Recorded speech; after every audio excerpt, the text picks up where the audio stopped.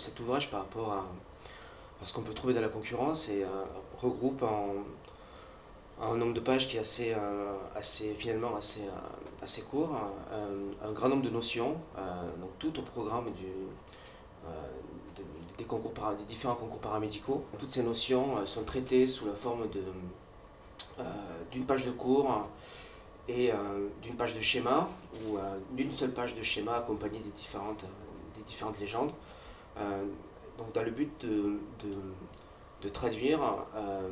de manière la plus complète possible, la plus concise et la plus exhaustive possible,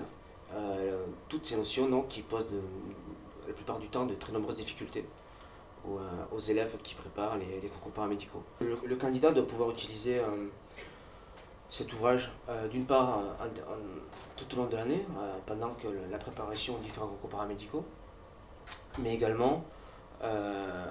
dès le début d'année ou en phase préparatoire, donc à l'issue par exemple de la terminale, puisque donc, cet ouvrage regroupe en 150 fiches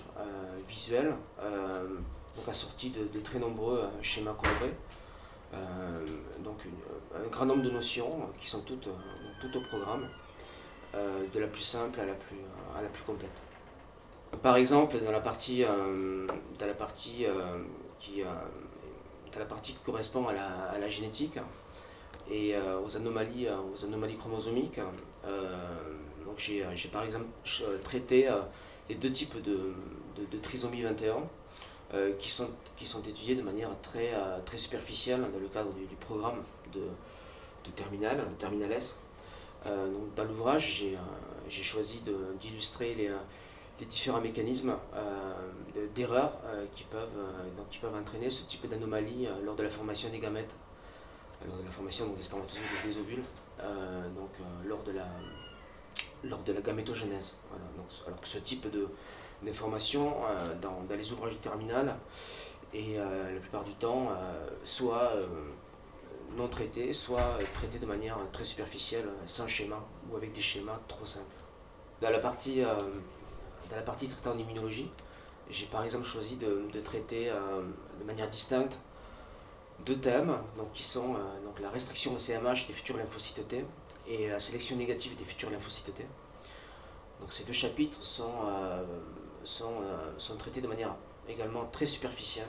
dans les ouvrages de terminale et sont pourtant tous les ans utilisés dans les différents concours paramédicaux. Ils sont une source de difficultés très importante et voilà, je crois que les schémas colorés donc, qui ont été utilisés pour traiter de ces chapitres apportent un réel avantage et permettent de gagner beaucoup de temps par rapport à des terminales qui n'abordent ça que de manière succincte quand ils l'abordent.